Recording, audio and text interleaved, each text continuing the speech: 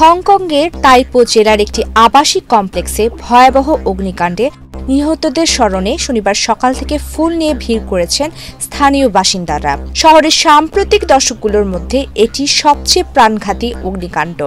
এখন পর্যন্ত কমপক্ষে 128 জনের মৃত্যু নিশ্চিত হয়েছে এবং 200-রও বেশি মানুষ এখনও নিখোঁজ।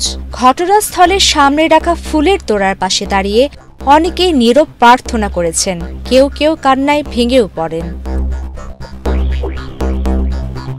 ৬৭ বছর বয়সী প্রতিবেশী জন চ্যান বলেন, আমি সেদিন দুপুর 2টার দিকে খবরটি দেখি। ওদের স্বপ্ন পূরণে পাশে থাকতে পেরে আমরা গর্বিত।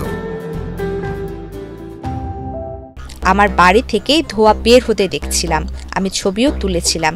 আমি খুব কষ্ট পাচ্ছিলাম। আমি জানতাম যে অবশ্যই হতাহতের ঘটনা ঘটবে।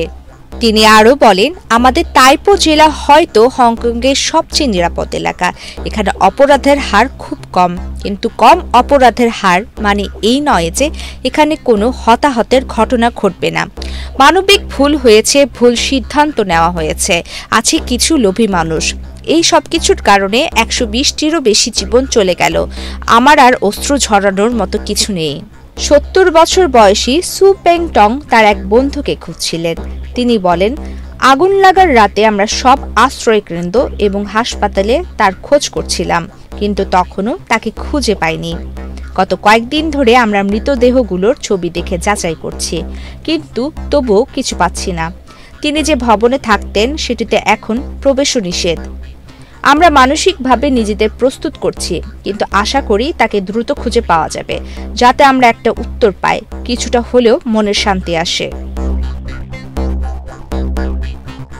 গত 26 নভেম্বর বুধবার দুপুরে আগুনের সূত্রপাত ঘটে। মুহূর্তেই দাউ দাউ করে আগুন ধরে যায় 32 তলা বিশিষ্ট এই আবাসিক কমপ্লেক্সের 8টি ভবনের মধ্যে 7টিতে। ভবনগুলো তখন বাঁশের স্ক্যাফোল্ডিং, সবুজ জাল এবং সংস্কারের কাজে ব্যবহৃত ফোম ইনসুলেশনে ঢাকা ছিল, যা আগুন ছড়াতে ভূমিকা রেখেছে বলে ধারণা করা হচ্ছে। আগুন লেগে যাওয়ার সময় ফায়ার অ্যালার্ম ঠিকমতো কাজ করেনি বলে জানিয়েছে সংশ্লিষ্ট কর্তৃপক্ষ। এই কমপ্লেক্সে বসবাস করেন প্রায় 4600 মানুষ। স্থানীয় বাসিন্দারা বহুদিন ধরেই সংস্কারের কারণে সম্ভাব্য অগ্নিঝুঁকি নিয়ে অভিযোগ করে আসছিলেন, কিন্তু গত বছর কর্তৃপক্ষ তাদের জানিয়েছিল কমপ্লেক্সটির অগ্নিঝুঁকি তুলনামূলকভাবে কম। প্রমিতি কিবরিয়া ইসলাম, বাংলাদেশ প্রতিদিন।